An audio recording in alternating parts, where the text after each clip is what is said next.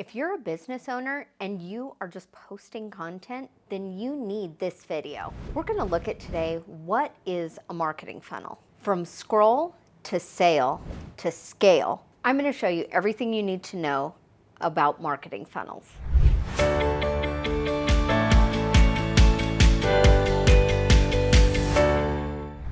Let's start out with a simple definition. What is a sales funnel? Well, a sales funnel, to put it very simply, is the mechanism under which a lead engages with your company so that you are able to continue to market to them so they can become a customer. I'm going to give you some examples of sales funnels that you can use in your business. But before we do that, I do want to talk just a little bit about the difference between advertising and marketing. So within your total customer journey and your business, you're going to often hear two terms that are usually used interchangeably, but I want to separate them for you today so that you're able to understand your sales funnel and your marketing funnel and how they work in your business. Advertising is any place that people are seeing your content or your invitation to engage with your sales funnel. Marketing is any time a lead has given you valuable information, specifically their name, email, phone number, and their consent to market to them and talk to them more about your brand and create that brand awareness that you're looking for.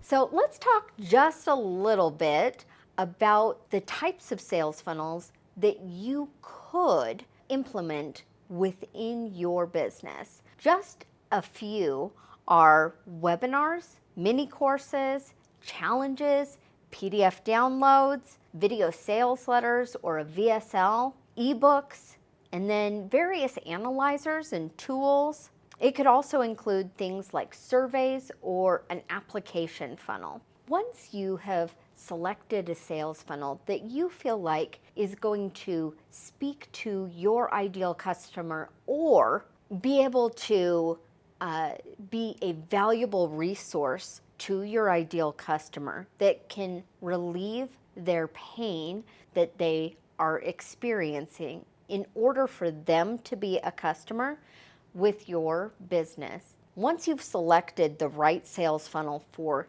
you, then the next and the most important part that you can do is to go through and blueprint out the different stages that are included in that sales funnel. Typical sales funnel pages and places where you can create additional tracking and metrics for yourself and for your team and your sales funnel are, first of all, the first stage would be awareness. This is them discovering your page, whether that's seeing your ad, seeing a post, engaging with a post. That is our first stage, which is they are aware of your brand. The second stage is going to be they've shown interest, meaning they clicked through to your next page. When it comes to showing interest, these can sometimes include things like an abandoned cart email sequence or an abandoned cart text message. Additionally, it can include just them going to a blog and clicking a link on your blog. It can be them seeing your video sales letter and engaging with the content on your page. That's interest. That's our second main stage of our sales funnel.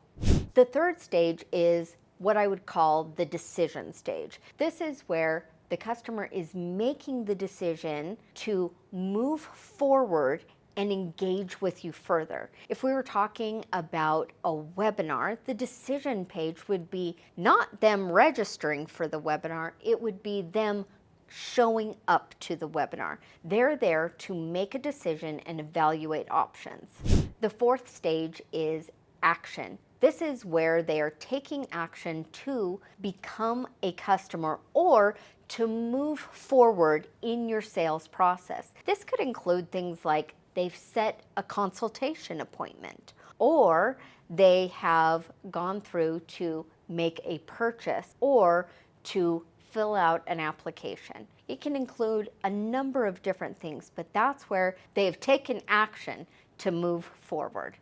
The fifth stage of any good sales funnel is creating what I call a brand advocate or a raving fan, or maybe you just call it a repeat customer. But in the ideal world, that customer coming back to you is going to cost you less than it is to acquire a new customer. Creating brand loyalty and advocacy is crucial as we take a look at our total sales funnel.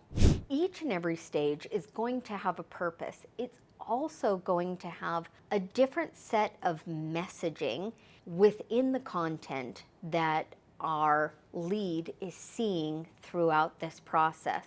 I don't want somebody to continue to see an invitation to attend my webinar if they've already registered for my webinar. Instead, I want to tweak my content so that they show up, but also to speak to that fifth stage, that customer loyalty stage. A key part of this and a bonus that I want to give you in this video is encourage them to bring a friend.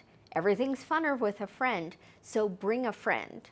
A funnel is an integral part to helping to create what I call a guideline or a total map for our leads to become customers. What you want to do is often think of this as a multi-step journey, not just a one-stop shop. It's not to say that a one-stop shop is not right for some businesses, but for many products and services, having a multiple touch opportunity and a robust sales funnel is going to help create the opportunity for your lead to know, like, and trust your brand, the products and services that you offer, as well as yourself and your team.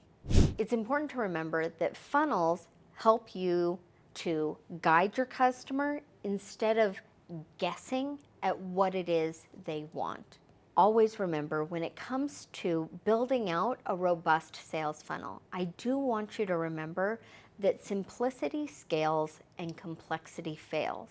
I want you to keep this process simple so that you are able to convert better and scale and grow your business. If you want to learn a little bit more about customer journeys and how to blueprint, I want you to check out this video here, because I go through and talk about sales funnels in relation to your customer journey and how to blueprint that out.